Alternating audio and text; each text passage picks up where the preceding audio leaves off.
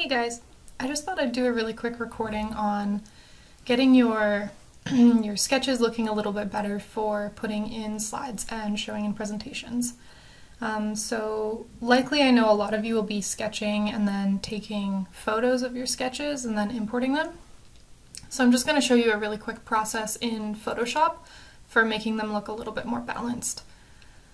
So when you open Photoshop, you're going to want to go to Open and then navigate to the photo you're going to be using. I had taken photos of some sketches I had done on site for a project a couple weeks ago, so I'm going to be using one of those. I think I'll grab this one because it looks the worst, so it should give you a pretty good example.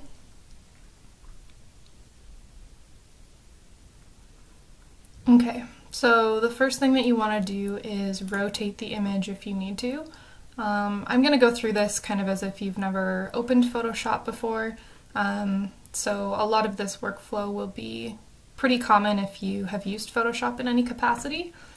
But to rotate the image, just go into Image and Image Rotation, and you can choose the rotation that you need. Okay, that's looking pretty good. Just a note, if you want to zoom in or out, if you hold the Alt key on your keyboard, and then you can use your mouse scroll wheel to zoom in or out. The next thing I want to do is get this looking a little bit more square. So you can crop it if you have taken the photo kind of right at the correct angle. But I like using the perspective crop tool. So if you just kind of hold down on the crop tool here, it'll give you the options, and then perspective crop is the one that I like to use. So what this does is changes the perspective of whatever you're looking at to something rectangular. So I know that the sheet of paper in real life is rectangular, in the photograph it is not, so we're going to change that. So this is a really easy tool to use. You just click it in each corner of your paper, trying to keep it kind of as straight along the edges as you can. It doesn't have to be super precise. And then if that's looking good to you, just hit enter and it turns it into a rectangle. So that's looking pretty good. Now this actually isn't too bad. I've got pretty even lighting on it, which is kind of the key to taking photographs of your sketches and making them come out pretty well. So I actually don't think that this is going to be a really tough editing process. The tool that I'd recommend using the most would be kind of a layer adjustment using levels. So on the right hand panel here you should see adjustments. You can go into there, and then the second one in is levels. And if you look at your layers panel down here, you've got the background, which is the image that I just opened, and now I've got a levels layer over top. I like doing it this way because you're not editing the actual image itself, you're just kind of putting like a filter on it essentially. So that way you can change or delete those edits later if need be. So I find the easiest way to do this is using these three eyedroppers. I start with the white. So this is just defining what in your photograph will show up as white. Depending on how even your lighting is, you may or may not want to choose kind of the darkest white point that you have. For me, it would probably be in this corner. It looks like it's probably the darkest piece of the paper. Basically what happens is if you choose this and it's too dark, it'll end up washing out some of your ink. But I'm gonna do that and we'll see what that looks like.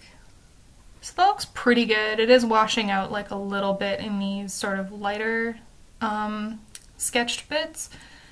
So maybe instead of defining white to be there, I'm actually gonna do it like in the middle here. So you can see how that darkens the top now, but it also gives the lighter sketched parts more definition.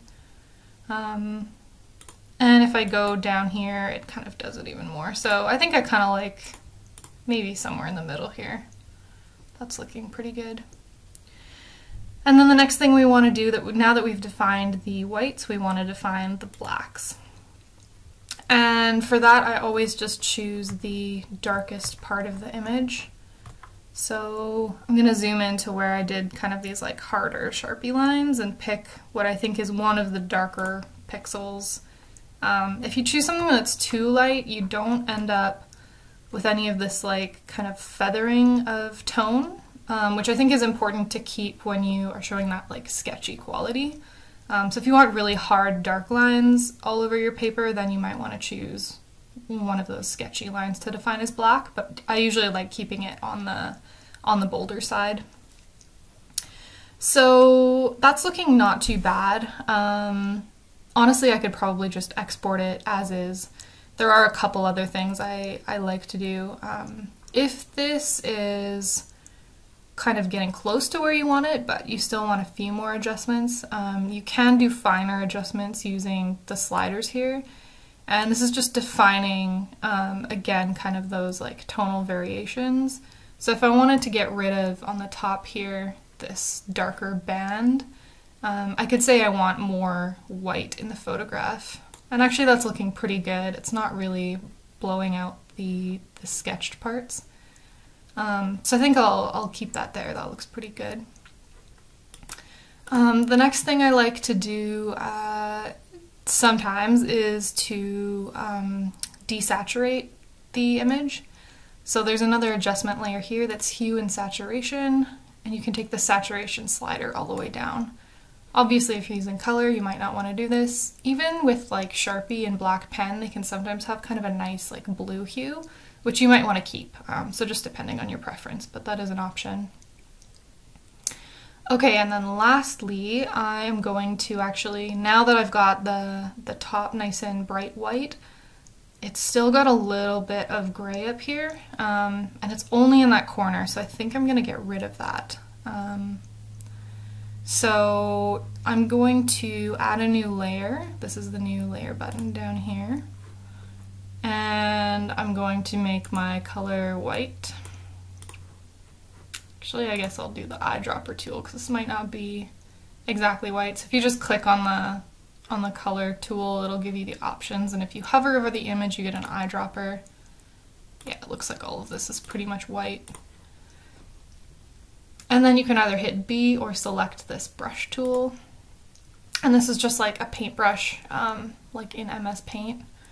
You can change the size, hardness, and then the type of brush that you're using. I'll stick to soft round, it kind of blurs the edges. And if you need to, you've got opacity here too if you want kind of a more subtle change. So yeah, that gets rid of the kind of darkness in that last corner, so that's looking pretty good.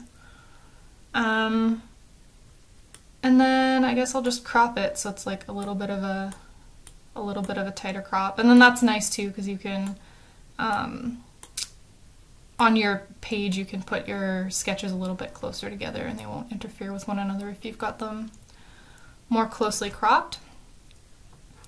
And that is it for that image. I would say like when you're taking photographs, the key would be even lighting and as bright as you can get. That's going to make your editing process a lot easier. And if you do that really well, then really all you'll have to do is change the levels. And just bear in mind that they don't have to be perfect in any sense of the word. You know, we know that we're looking at sketches, so if you do have some variations in shadows and things like that, that's completely fine, but these adjustments will help them start looking just a little bit more legible on your page and on your slides. Hope that helps.